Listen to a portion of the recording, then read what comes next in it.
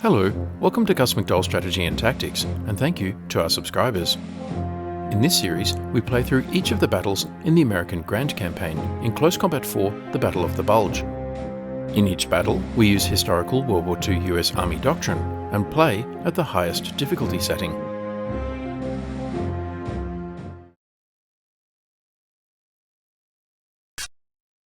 So, let's start the Grand Campaign, Wacht am Rhein. The difficulty settings are on the right. This is the strategic map. The Germans are attacking across a broad front, so no moves this turn. It is December 16, 1944, and the weather is overcast. US forces have no air support, no artillery, and no supply drops. Let's execute.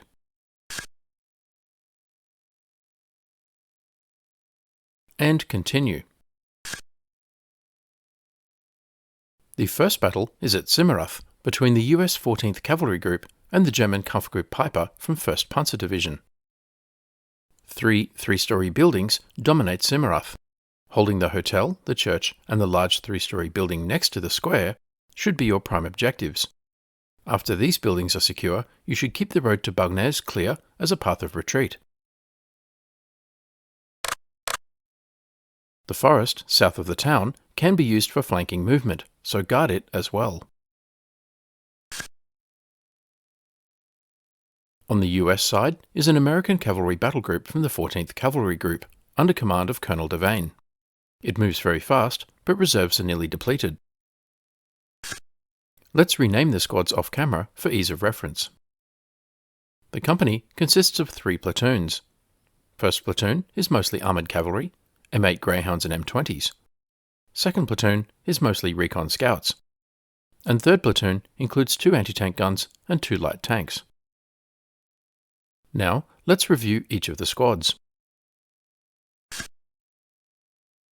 1-1 is 1st Platoon Headquarters Command Half-Track.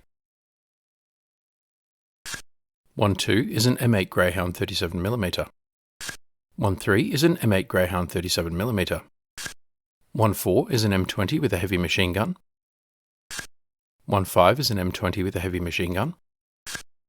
2-1 is 2nd Platoon Headquarters. 2-2 is a recon squad. 2-3 is a recon squad. 2-4 is a recon squad. 2-5 is an M9 bazooka team. 3-1 is 3rd Platoon Headquarters. 3-2 is a 3-inch anti-tank gun. 3-3 is a 57mm anti-tank gun. 3-4 is a Stuart light tank. And 3-5 is a Stuart light tank. Next, let's look at the map and conduct a commander's estimate of the situation.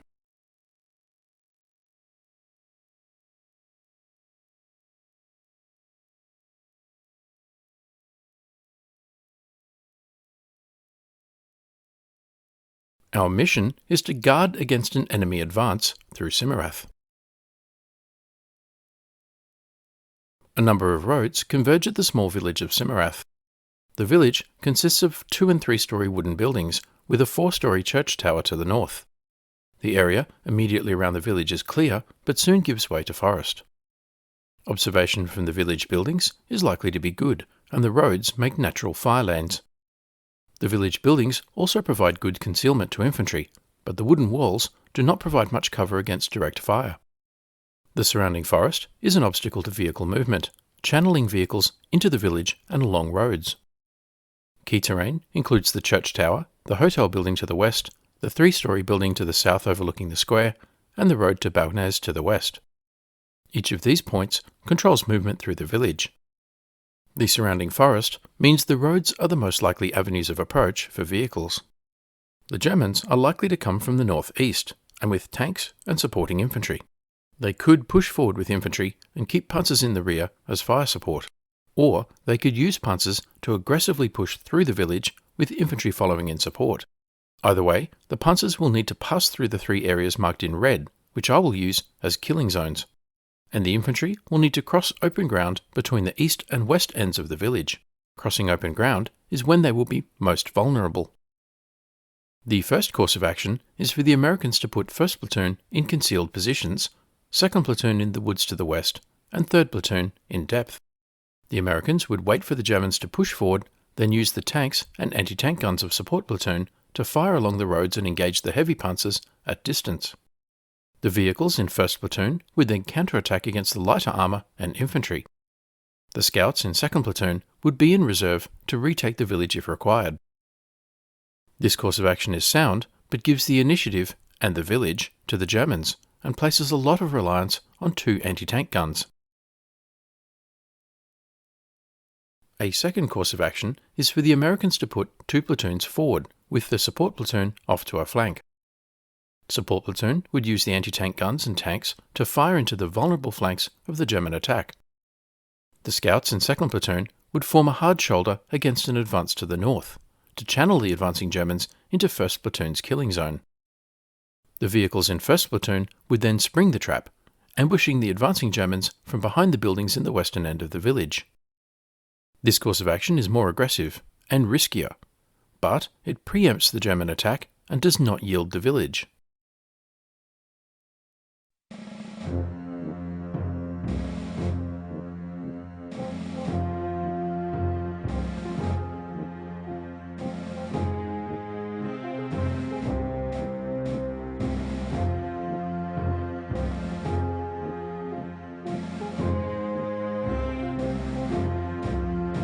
I've made my decision and have placed the platoons and squads in position. 1st Platoon to the west, 2nd Platoon to the north, and support platoon to the south, where the anti-tank guns have good fields of fire along the roads into the village.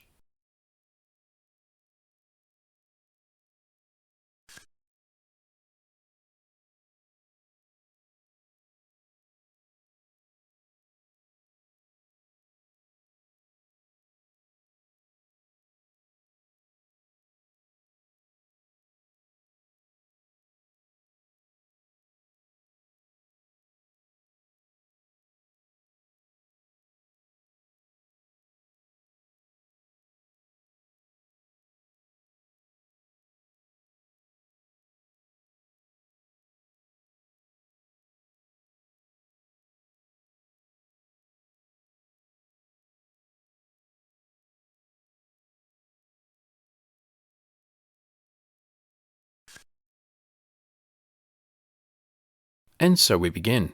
Nailed him! Outstanding!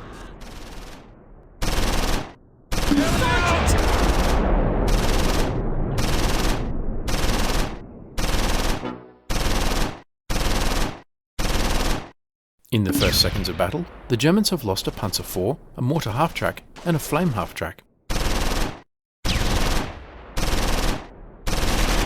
Taking fire!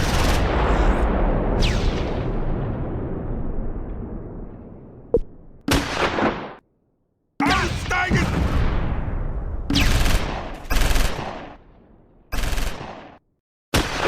The Americans have lost Staff Sergeant Stone's Stuart light tank.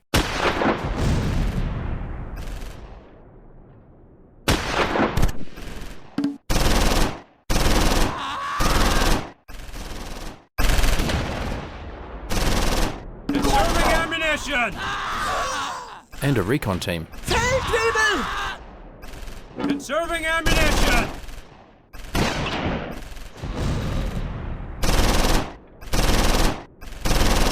Conserving ammunition!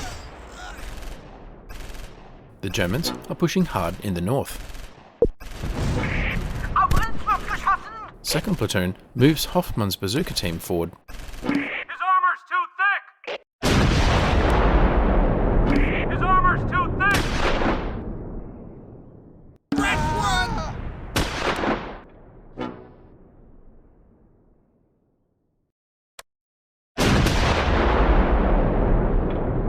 Incoming! His armor's too thick! Sergeant! Conserving ammunition! His armor's too thick! Bailing out! of our tanks have been destroyed. Sergeant Clanton's Stuart light tank is destroyed. Keep your heads down. Team lost! Hoffman's bazooka team is lost. The wooden walls were no match for machine gun bullets.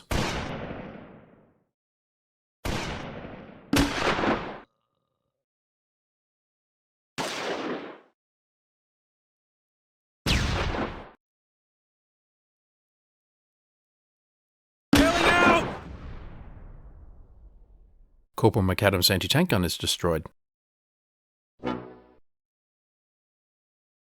Sergeant Horn in the second anti-tank gun hunts for targets. The hard shoulder in the north has channeled the Germans to the south as planned.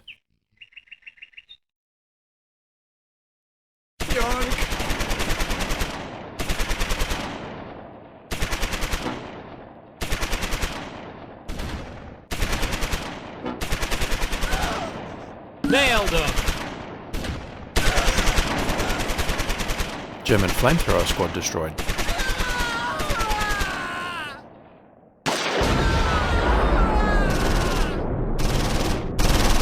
Taking fire!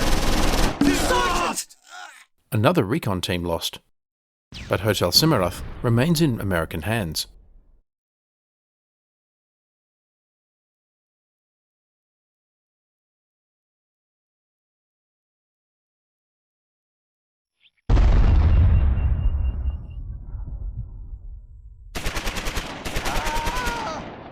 The Germans now control the eastern end of the village, but have taken heavy losses to get there. Geht in Deckung! Feldwebel! Nailed him! Sergeant Horn moves the second anti-tank gun forward onto the road. Infantry in the open are vulnerable.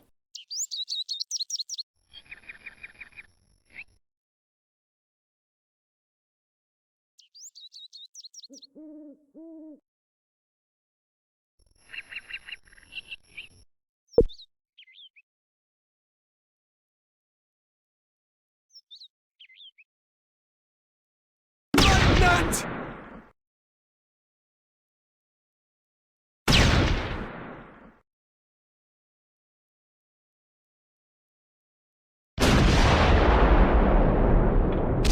Nailed him! Target eliminated. Move completed!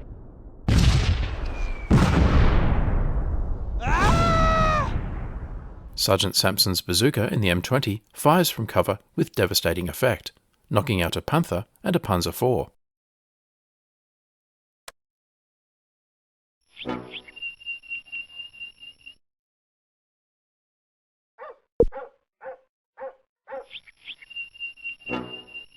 The Germans now swing north and focus their attack on the Hotel Simmerath.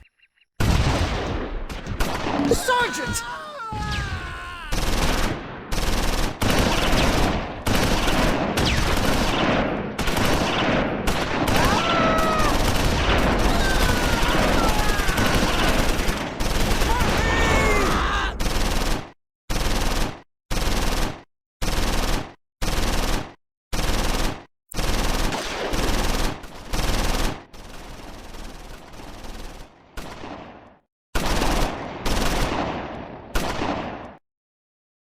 Support platoon is down to one gun.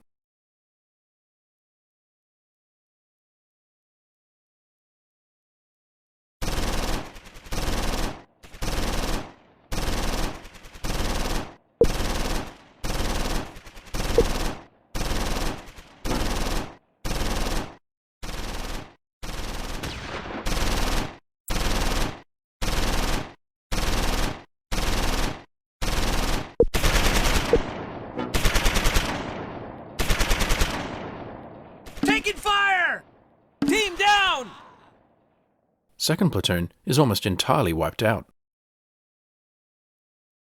In position.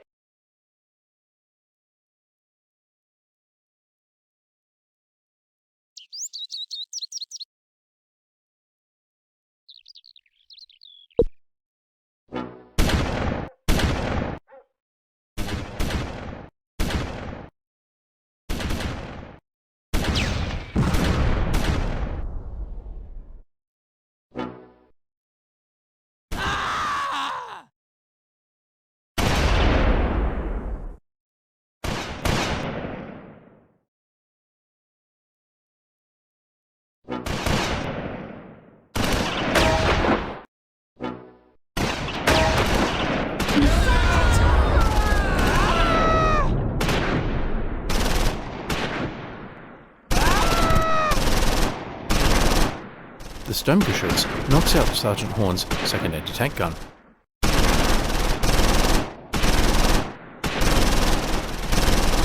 Keep your heads down.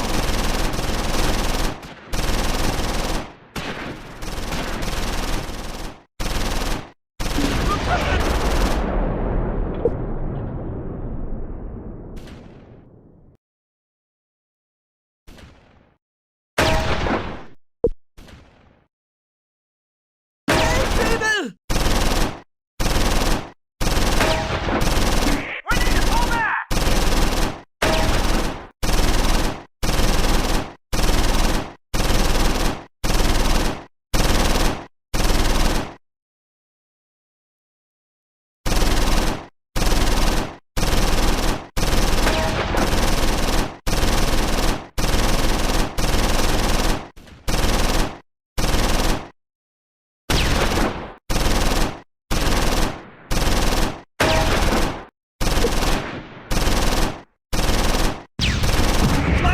No clear path!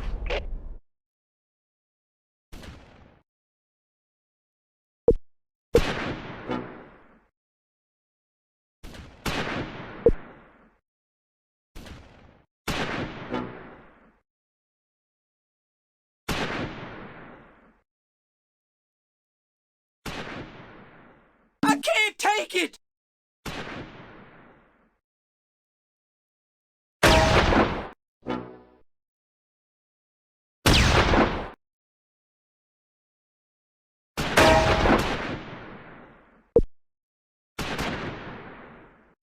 Team lost!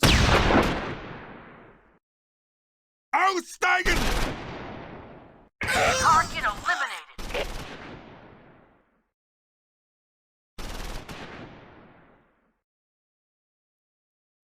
The Panzer is halted and abandoned, its crew mostly dead and wounded.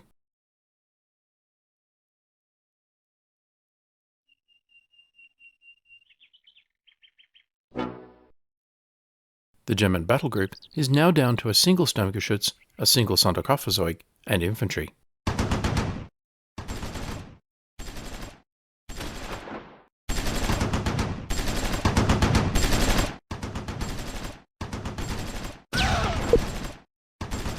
Hermann's Greyhound fires at Germans in the church tower.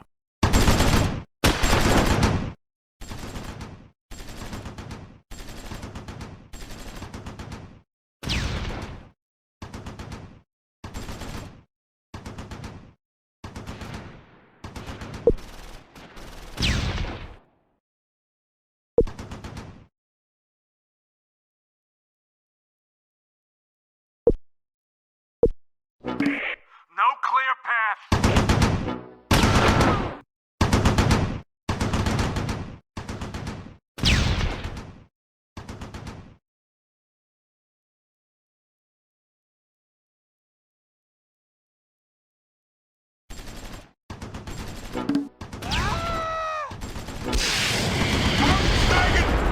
Sergeant Samson's bazooka in the M20 scores another hit and knocks out the Sturmgeschütz. Sir, the enemy has offered Geht a in Deckung! ceasefire.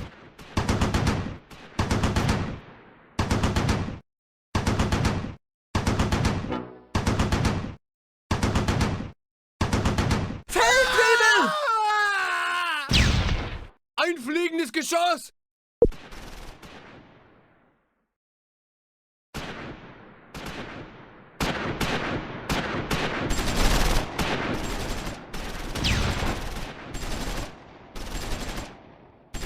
First platoon now counterattacks.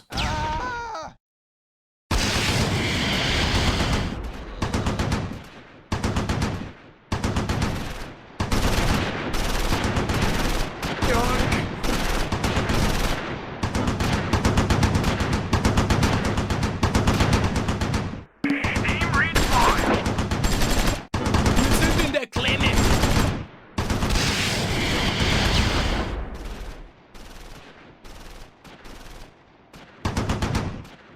Feldwebel!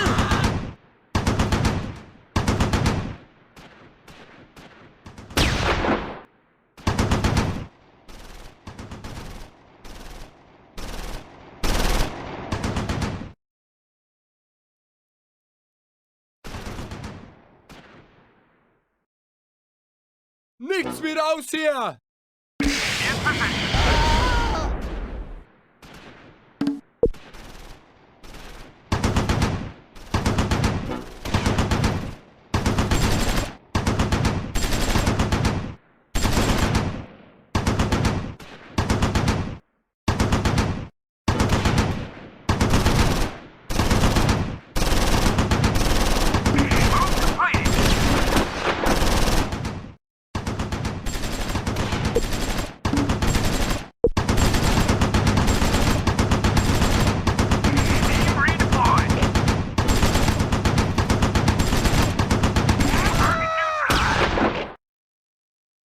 Decisive American victory.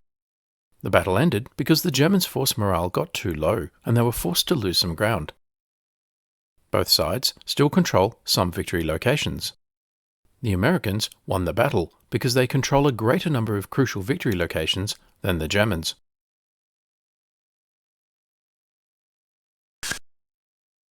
The Americans took 12 killed, 13 wounded, 2 tanks destroyed, and 2 guns destroyed. The Germans took 14 killed, 27 wounded, 4 tanks destroyed, and 1 captured, and 2 half-tracks destroyed. Let's examine the American squads.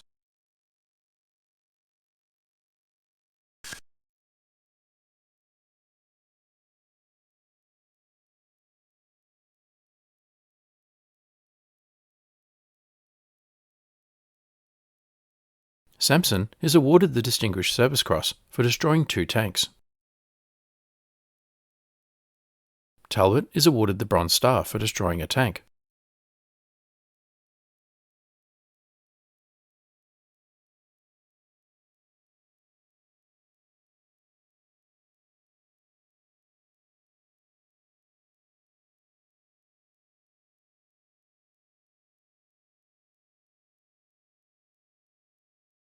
Paralis is awarded the Combat Infantryman's Badge.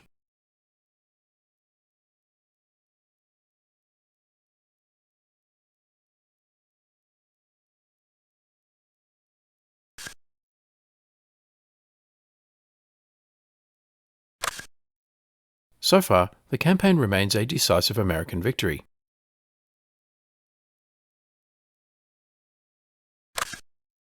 So, what did we learn? First, the risky plan worked.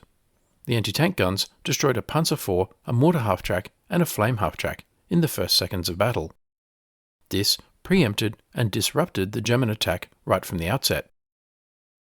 Next, using 2nd Platoon as a hard shoulder to turn the Germans into 1st Platoon's killing zone also worked, but at heavy cost, with most of 2nd Platoon lost. However, I did not use the Stuart light tanks effectively. Instead, I should have left them in concealed positions to rapidly move forward and counterattack the German left flank after the Panzers had moved forward. This may have prevented the destruction of the guns and tanks of Support Platoon.